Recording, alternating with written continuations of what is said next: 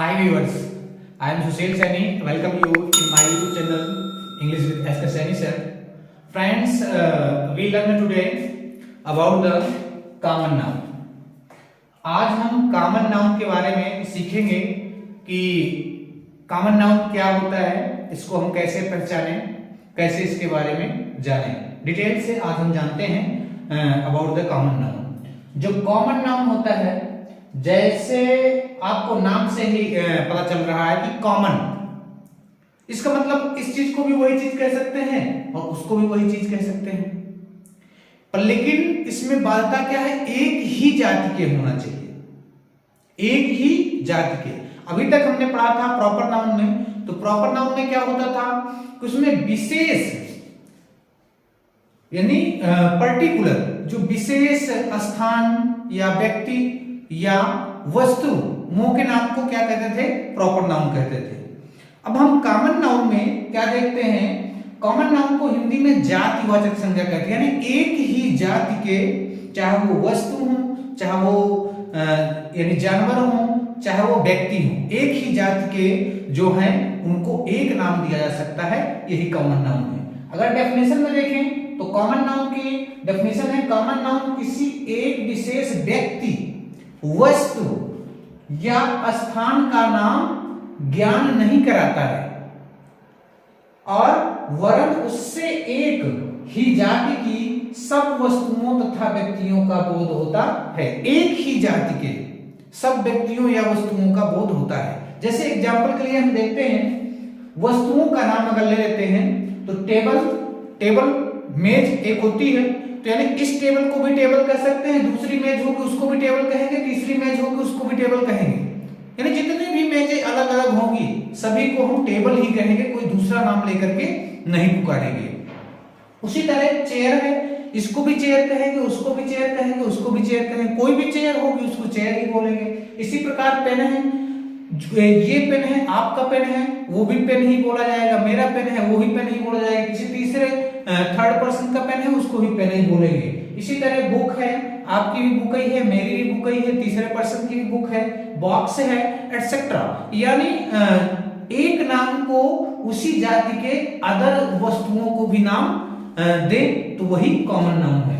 और व्यक्ति तथा पशु पक्षी में देखें, जैसे बॉय है, ये भी लड़का है, वो भी लड़का है, और कहीं तीसरी जगह का वो भी लड़का ही होगा, नेपाल का होगा उसको भी लड़का ही बोलेंगे।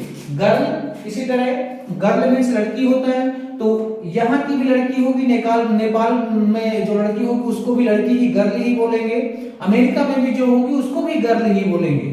और हॉर्स, ये भी घोड़ा है, वो भी घोड़ा है, वो भी घोड़ा है, उसको भी हॉर्स ही हॉर्स बोलेंगे। और काऊ, ये भी काऊ है, हमारी भी काऊ है, आपकी भी काऊ है। और बर्ड, काइट, एटसेट्रा, ये कॉमन नाउन है। हमें इस बात को ध्यान रखना है कि कॉमन नाउन एक ही जाति के चीजें हो, चाहे वस्तु हो, चाहे पर्सन हो, सभी को यानी नाम दिया जाता है। चलिए कॉमन नाउन के बारे में और अधिक। प्रॉपर नाउन, मटेरियल नाउन और ऑब्स्ट्रैक्ट नाउन के पहले कोई भी आर्टिकल आप जानते हैं, ए, एन और द आर्टिकल होते हैं। जब आर्टिकल पढ़ेंगे तब इनको डिटेल में पढ़ेंगे। इनका प्रयोग हो या वे बहुवचन में प्रयुक्त हुए हो तो इनको कॉमन नाउन मानते हैं। यानी प्रॉपर नाउन, मटेरियल नाउन और अब्स्ट्रैक्ट नाउन के पहले अगर आर्टिकल, किसी भी आर्टिकल ए, एन, द का अगर प्रयोग हो या तो फिर ये बहुवचन में हो, प्लूरल में, तो फिर इनको कॉमन नाउन के रूप में गिना जाता है, माना जाता है। जैसे एग्जांपल के लिए देखते हैं कि Shakespeare is the greatest dramatist of England. Shakespeare is the greatest dramatist of England. तो जो यहाँ पर शेक्सपियर है ये किसी पर्टिकुलर व्यक्ति का नाम है, तो ये शेक्सपियर यहाँ पर क्या है, प्रॉपर नाउन है। शेक्सपियर इस लाइन पर क्या है, प्रॉपर नाउन है, कि शेक्सपियर जो है उसकी बात किया जा रहा है कि जो ग्रेटेस्ट ड्रामेटिस्ट इंग्लैंड का था वही व्यक्ति था, अकेला सिंगल पर्सन था, तो यहाँ पर ये प्रॉपर नाउन हो गया। अब यहाँ पर अगर देखते हैं इसी को तो कॉमन नाउन के रूप में देखते हैं, तो Kalidas is the Shakespeare of India. देखिए द का प्रयोग इससे पहले हो गया, शेक्सपियर से पहले, यानी प्रॉपर नाउन से पहले द का प्रयोग हो गया, इसका मतलब ये क्या हो गया, कॉमन नाउन हो गया। क्यों हो गया, क्योंकि Kalidas is the greatest is the Shakespeare of India, यानी इंडिया का शेक्सपियर है। शेक्सपियर यानी ड्रामेटिस्ट, ग्रेटेस्ट ड्रामेटिस्ट है कौन, कालिदास। तो यहाँ पर कालिदास प्रॉपर नाउन है और जो द शेक्सपियर है ये कॉमन नाउन है। अब आगे आगे देखते हैं, Agra fort is made of stone. यहाँ पर जो स्टोन है क्या, मटेरियल नाउन है, क्योंकि स्टोन से बहुत सारी चीजें बनाई जाती हैं, इसलिए ये क्या है, मटेरियल नाउन है। तो Agra fort is made of stone. अब इसी स्टोन को, जो मटेरियल नाउन को हम कॉमन नाउन के रूप में प्रयोग करेंगे, तो इससे पहले आर्टिकल लगा लेंगे, या तो ए, या तो एन, या तो द। तो अब देखते हैं द स्टोन, देखिए the stone of Mirzapur is good. तो द स्टोन, देखिए स्टोन से यानी कहने का मतलब किससे, मटेरियल नाउन से पहले द का प्रयोग हुआ है, आर्टिकल का प्रयोग हुआ है, इसलिए ये क्या हो गया, अब ये कॉमन नाउन बन गया। तो the stone of Mirzapur, Mirzapur का जो स्टोन है वो कैसा है, गुड है। तो मिर्जापुर का भी स्टोन होगा और अपने चित्रकूट का भी स्टोन होगा, और यानी राजस्थान का भी स्टोन नहीं होगा, उसको स्टोन ही बोलेंगे। तो इसलिए यहाँ पर क्या हो गया, ये कॉमन नाउन हो गया। अगला देखते हैं, Switzerland is full of natural beauty.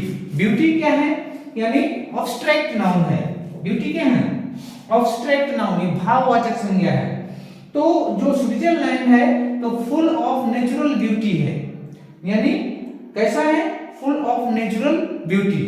तो क्या इसका जब हमने क्या कर दिया, देखिए यानी दा भी लगा दिया, प्लस इसका क्या कर दिया, प्लूरल भी कर दिया गया। तो इसलिए Switzerland is full of the beauties of nature. देखिए यानी इसको प्लूरल भी कर दिया गया और इसके पहले क्या लगा दिया गया, आर्टिकल भी लगा दिया गया। तो यहाँ पर ये कॉमन नाउन जो ब्यूटीज हैं ये कॉमन नाउन बन गया। इस तरह होते हैं, यानी इस तरह हम पहचान सकते हैं कि यानी प्रॉपर नाउन, मटेरियल नाउन और ऑब्स्ट्रैक्ट नाउन के पहले जब हम आर्टिकल ए एन दा लगा देते हैं तो वो कॉमन नाउन बन जाता है।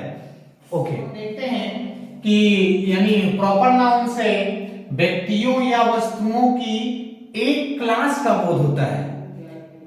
जब यानी प्रॉपर नाउन से व्यक्तियों या वस्तुओं की एक क्लास का बोध होता है, एक किसी विशेष ग्रुप का बोध होता है, तब वह है यानी प्रॉपर नाउन ना होकर के क्या हो जाता है, कॉमन नाउन हो जाता है। चलिए एग्जांपल से देखते हैं, जैसे he is the Kalidas of the age, यानी ही वह व्यक्ति जो है कालिदास ऑफ द एज है, यानी उस एज का कालिदास है। कालिदास का मतलब ग्रेटेस्ट ड्रामेटिस्ट है, एक महान नाटककार है।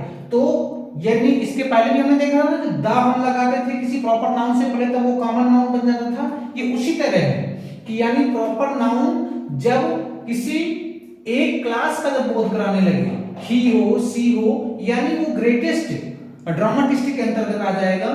तो जो द कालिदास है यहाँ पर वो क्या हो जाएगा, कॉमन नाउन हो जाएगा। अगला देखते हैं कि जब कलेक्टिव नाउन एक से अधिक ग्रुप प्रकट करे तो वह कॉमन नाउन कहलाने लगता है। जैसे जब कलेक्टिव नाउन होता है एक से अधिक ग्रुपों का को प्रकट करना चालू कर दे तो वह कॉमन यानी कॉमन नाउन कहलाने लगता है। जैसे देखते हैं, तो there are 40 boys in my class. तो क्लास क्या है, ये कलेक्टिव नाउन है। क्लास कलेक्शन है, यानी किसी कलेक्शन के किसी ग्रुप को नाम दिया गया है, क्लास स्टूडेंट्स का ग्रुप को कहा गया है, तो इसलिए कलेक्टिव नाउन है। There are 40 boys in my class, मेरे क्लास में 40 स्टूडेंट्स हैं। और इसी को जब हम कॉमन नाउन के रूप में जब प्रयोग करेंगे तो देखेंगे कि there are 40 classes in my college. कितने, जो क्लास है ना, तो ये क्लासेज हो गई। और क्लासेज यानी क्या मतलब, मेरे कॉलेज में 40 क्लासेज हैं। तो अभी तक जो कलेक्टिव नाउन एक क्लास की बात कर रहे हैं, तो 40 क्लासेज हो गई, यानी कि ये भी क्लास है, वो भी क्लास है, वो भी क्लास है, तो सभी को तो क्लासेज तो बोलेंगे। तो इस तरह सभी क्लासेज कॉमन नाउन हो जाएगी, जो क्लासेज यहाँ पर कर दिया गया है।